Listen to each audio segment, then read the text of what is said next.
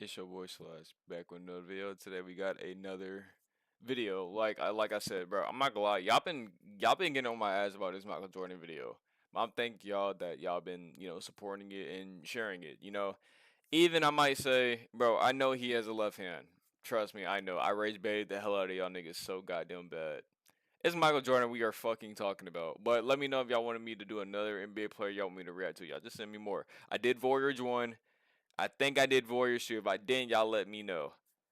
Um, like I said, thank y'all. I mean, you know who the fuck you are, but we're gonna get straight into it. We have the most weirdest, famous beef that still goes on to this day: Isaiah Thomas and Michael fucking Jordan. We're gonna go ahead and get straight into it. Like I said, if y'all are new, y'all like follow and comment, subscribe, and I changed my camera and I fixed it. So let's get straight into it. So are you saying LeBron is better than Michael Jordan? I would pick LeBron James. The beef between 6 rings.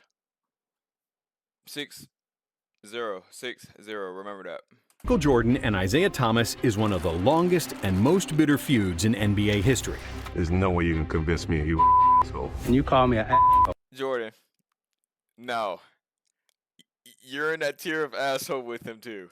and then you said you hated me. Apologize for it. They last played against each other in 1993, They should have before, bro. This has been going on for damn near 40 years now. Y'all should sit down and have a talk, man. Seriously. but somehow MJ and Isaiah still find ways to talk about it 30 years later. I don't know what happened, but I know I didn't lead the walk-off. Well, I know it's all This is Come on, bro. Y'all just dab each other up, bro. Y'all both respect each other's game. Y'all just might as well, you know what I'm the saying? complete breakdown of the most famous Jordan, you gotta sit here and cap. Think about it though. He made you to be the greatest player of all time. If y'all didn't go through none of that shit, I might be wrong, but hey, beef in y'all sit here and think to about talk it. about it. What? 30 Fuck. What made him go through the weights?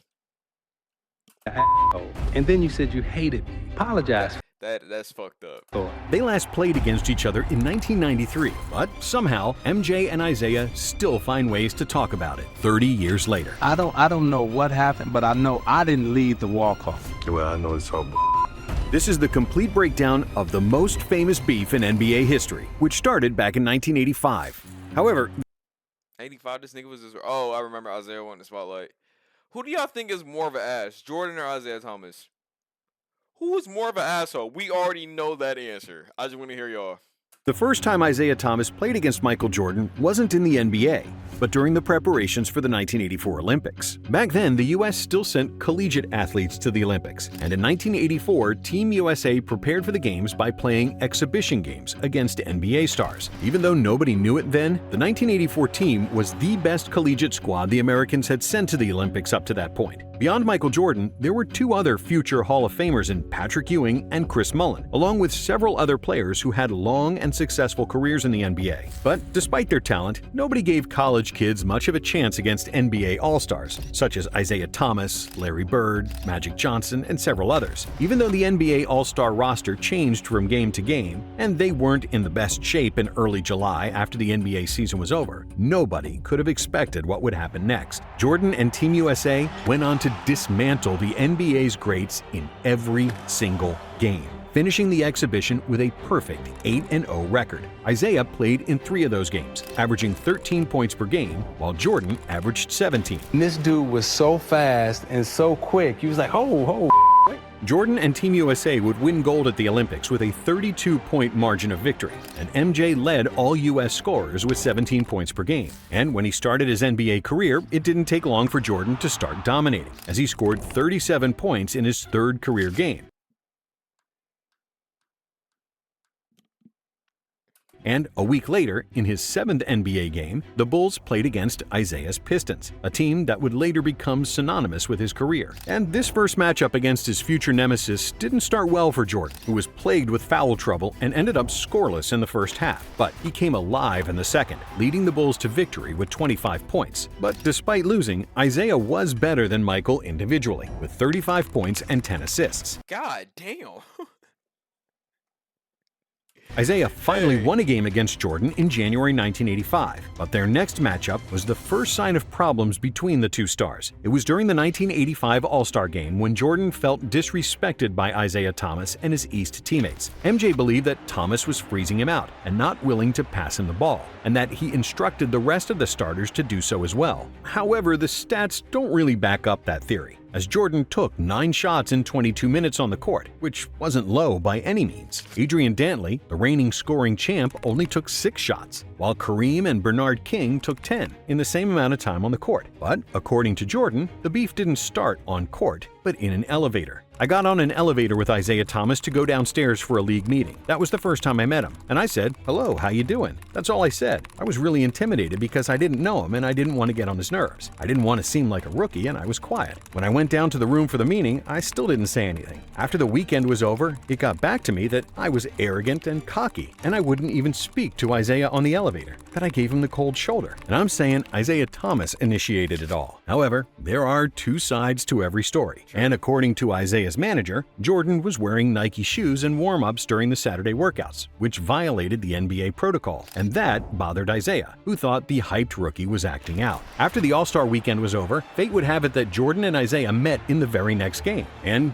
Jordan destroyed the Pistons, scoring a then career-high 49 points What do y'all think, bro?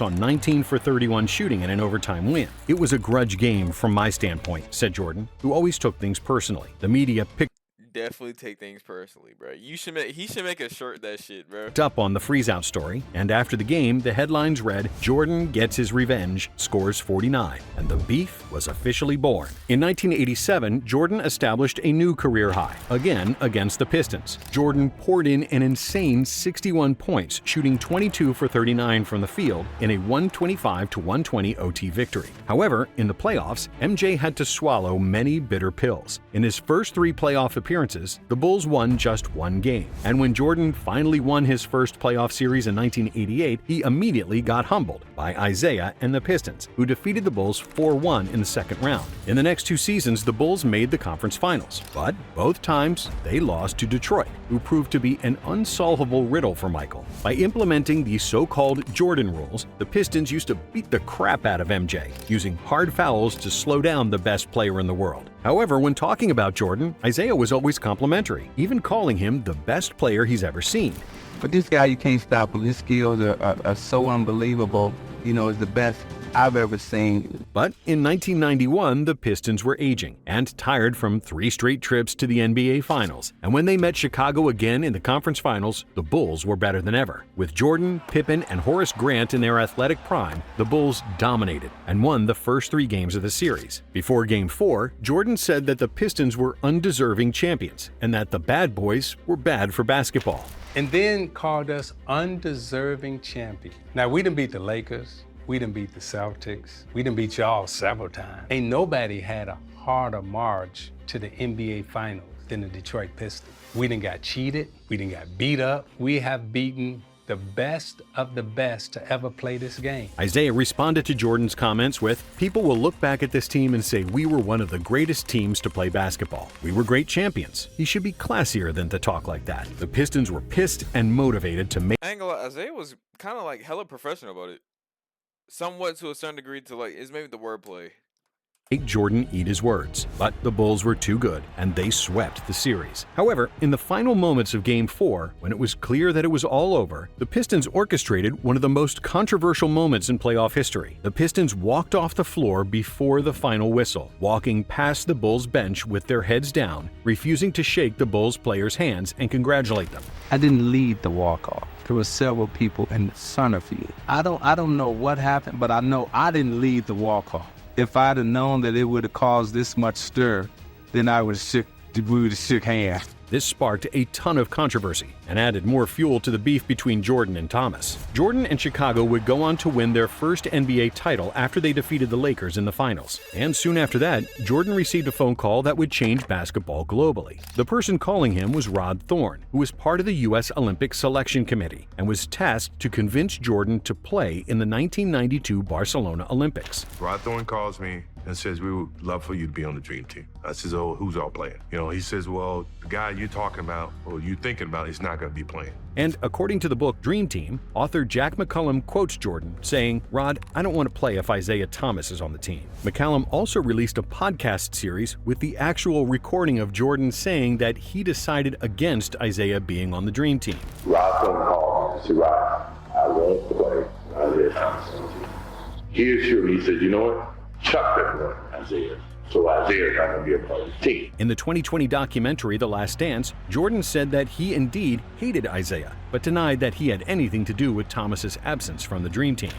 No matter how much I hated, now it was insinuated that I was asking about him, but I never threw his name in there. But ultimately, MJ accepted the invitation, and on September 21, 1991, it was first announced that NBA stars would participate in the Olympics. The 10 players chosen were Charles Barkley, Larry Bird, Patrick Ewing, Magic Johnson, Michael Jordan, Karl Malone, Chris Mullin, Scottie Pippen, David Robinson, and John Stockton. Isaiah not being among them sparked huge media backlash, because Isaiah had made the All-Star team each year from the moment he came to the NBA, and was widely considered the second best point guard ever behind Magic Johnson. To me, the best point guard of all time is Magic Johnson, and right behind him is Isaiah Thomas. But while he was still playing, Jordan denied accusations that he had anything to do with Isaiah not being selected. If you want to attribute it to me, go ahead, be my guest. But it wasn't me. And while Isaiah was certainly a bigger name, from a basketball standpoint in 1991, he wasn't better than Magic nor John Stockton, who led the NBA in assists for 4 years in a row at that point, and was a better shooter than Thomas. While he was certainly disappointed to be left off the greatest team ever, Isaiah was still complimentary of Michael. During the 1993 finals, Isaiah joined the NBC broadcast, where he kept praising Jordan and his greatness. You know, when you're talking about this Bulls team, you're really only talking about Michael Jordan. His energy level is so much greater than ours, is performing at a level that we frankly just weren't able to reach. In 1994, Isaiah retired from the NBA. He faced Michael a total of 65 times in the league, and Thomas has a 36-29 winning record over Jordan, including a 12-10 record in the playoffs. And for the next 25 years, the beef between him and MJ was mostly dormant, with a few cheeky comments here and there. In 2004, Michael had a conversation with Cigar Aficionado and discussed what the issues were between him and Isaiah. Isaiah was from Chicago, and he wanted to come back and show he still dominated Chicago. I was the new guy in Chicago, and people were supporting the team. It became a dogfight between us. There was some real hatred there. Former Chicago Bulls player Brad Sellers also had similar comments to what his ex-teammate said. We all heard about what happened at the 1985 All-Star Game, but the bigger issue was that Isaiah was from Chicago. He worked to be one of the top players to represent that city, and Mike came in and eviscerated that. I can't imagine what that felt like for Z, to have an outsider come in and have the entire city behind him. There was no love left for him in Chicago, except from family. This story was also confirmed by John Sally, who played with both Jordan and Thomas. Isaiah goes home, and his nephew is wearing a Bulls jersey, Michael Jordan Bulls jersey. He said, "Hey, what are you doing?" But I'm from Chicago. I'm down with the Bull movement. Isaiah was mad. In his brain, every time I play against this dude, I'm gonna try to go off so my nephew sees this is the jersey you should wear. In 2009, Larry Bird and Magic Johnson published a book called When the Game Was Ours, in which Magic said Isaiah killed his own chances when it came to the Olympics. Nobody on that team wanted to play with him. But Magic later denied those quotes, and Isaiah touched on this during an episode of Open Court in 2015. I got no problems with, the greatest player to ever play say he don't want to play with me, or Magic saying he don't. During that same episode, Isaiah also boasted how he always used to beat Jordan in the 80s. Yeah, Jordan was a great player in the 80s, but they were finishing third and fourth in the division. Yes, exactly. So I know all y'all watching want to say, oh, Jordan was he was great in the 90s. Yes. He dominated in the 90s. Yes. But in the 80s, he was out in the first round. However, nothing stirred up this rivalry like the 2020 documentary The Last Dance, which could have been more viewed than the actual NBA basketball in 1998. In the doc, MJ talked about the Pistons' walk-off during the 1991 playoffs. You can show me anything you want. There's no way you can convince me you so 2 years in a row, we shook their hands when they beat us. There was a certain respect to the game that we paid to them.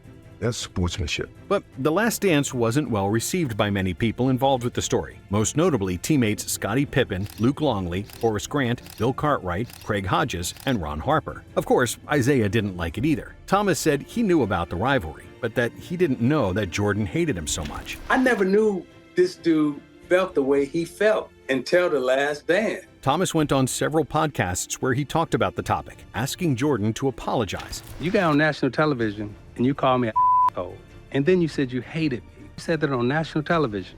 Now, if you didn't mean it, get on national television and apologize for it. Now, if you meant it, let it ride as it is. Isaiah also explained how he helped Michael when he first got drafted by the Bulls. When Michael Jordan got to Chicago, I made it real easy for him to walk those streets on the west side of Chicago. My family took care of him.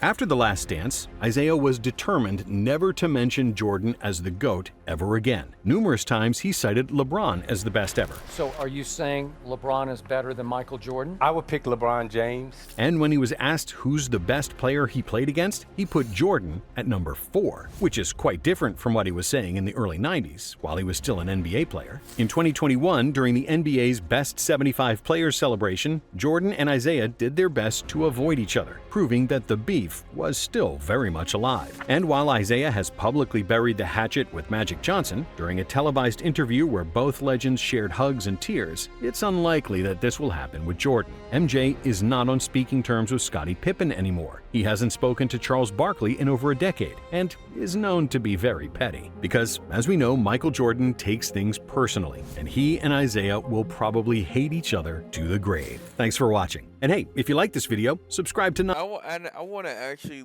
see let me see when they got drafted. I really do want to see can they just end their beef? Isaiah Thomas's draft.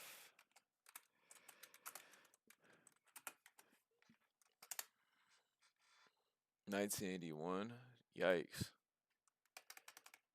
1981, and that means Magic was 1979. God damn.